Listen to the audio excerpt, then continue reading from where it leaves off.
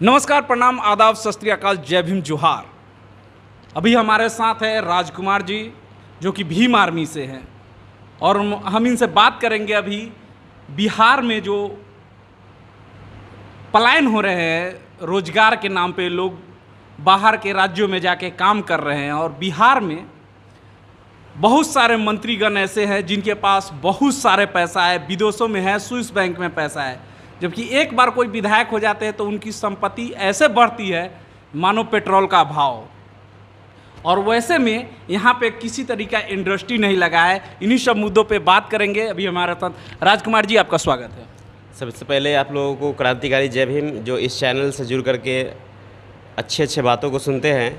मेरा नाम राजकुमार अम्बेडकर हुआ, मैं भीम आर्मी से काम करता हूँ। विषय तो बहुत बढ़िया है। जो बिहार में काफ़ी करके सस्ता मजदूर ढूंढने की वजह से लोग इस तरह से मुहिम चला रहे हैं कि यहाँ और ज़्यादा गरीब बनाया जाए ताकि सस्ता मजदूर मिले। और यहाँ का मजदूर एक रांची के जैसे लेबर लिया करके भट्ठा पर काम कराया जाता है, उस माफिक यहाँ के लोगों से काम करवाया जाएगा। और ख़ासकर जो अंग्रेज़ों का हुकूमत रहा है दलितों के प्रति, वंचितों के प्रति, पिछड़ों के प्रति, सेम उसी तरह से बिहार सरकार कर रहे हैं। और लोग सोचते हैं कि नहीं, भाजपा गलत कर रहा है, तो भाजपा से ज़्यादा कहीं इस समाज के जो वर्तमान सरकार में भी जो है बैठे हुए हैं वो लोग गलत कर रहे हैं। उसमें दलित सांसद मिनिस्टर जो बन करके दलितों समाज का, पिछड़ों समाज का जो बैठा हुआ है, ये लोग शोषण कर रहे हैं।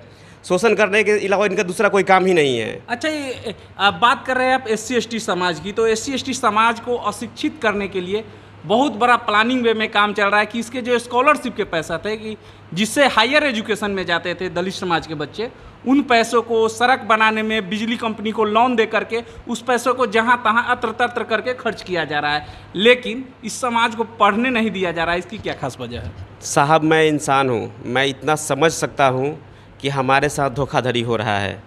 हमारे साथ लगातार धोखाधड़ी हो रहा है।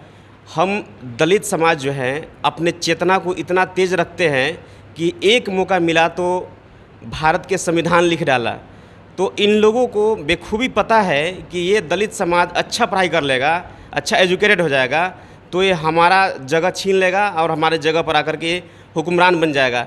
ये हमको हुक्मरान बनाने से वंचित किया जा रहा है। और शिक्षा, केवल शिक्षा का नाम है, शिक्षा का कोई काम नहीं है। नीतीश सरकार ये अपनी इस बातों को ध्यान से सुनेंगे। नीतीश सरकार जो सरकार में जो बहाल रखे हुए हैं टीचर को, केवल उनका सरकारी कामकाज करने का एक नौकर बना करके रखे हुए हैं, ना कि एजुकेशन पर कोई काम हो रहा है। देखिए, जब आपने बात कर दिया है कि सरकारी नौकर बना के रखे, तो जैसे आशा हो गई, ममता हो गए, इन्हें राज्यकर्मी का दर्जा नहीं मिला हुआ है सबसे पहले जी। और उन्हें ड्यूटी लगा दिया जाता है। किस हक से सरकार उन्हें ड्यूटी लगा देती है? सरकार यह जानती है कि मैं चंद पैसों में इनको बहाल रखूँगा। भुखमरी इतना बिहार में है कि पूरे भारत नहीं, पूरे वर्ल्ड देखे कि बिहार कितना बदहाल स्थिति में है। और बदहाल स्थिति में ज़्यादातर दलित, शोषित, वंचित लोग हैं। और ये बदहाली बना कर रखे हुए हैं ताकि कम पैसे में हमारे यहाँ छोटा सा एक प्लान कर दिया जाता है कि आप आंगनबाड़ी में हो जाइए, शिक्षा मित्र में हो जाइए, और चंद पैसों में वो गुलाम बना करके रखते हैं। अच्छा, एक बहुत बड़ा मुद्दा सामने आया था कि 1600 के महीने पे रसोइया काम करते हैं स्कूल में जी। आज एक न्यूनतम मजदूरी क्या है एक दिन का मजदूरों का? एक दिन का कम से कम होना चाहिए 450 से 500 रुपया मजदूरी होना चाहिए। यह और 1600 के हिसाब से कितना पर डे का पड़ा? वही लमसम 40 रुपये के आसपास। 40 समझ सकते हैं कि इस समाज को शोषण करने का काम कौन कर रहा है। बिहार सरकार लगातार जिस तरीके से कार्य कर रही है और जो वेतन दे रही है, इससे आप समझ सकते हैं कि शोषक कौन है। हम बात करते थे सामंतवाद की, हम बात करते हैं सामंतियों ने ऐसे लूटा वैसे लूटा, लेकिन उससे भी घातक हो चुकी है नव सामंतवाद। जो नव सामंतवाद एक मीठी जहर के तहत काम कर रही है और आज आपसे 40 रुपये के रोज पे काम कराने को बेवश कर दिया आपसे, और आपसे काम लेती है।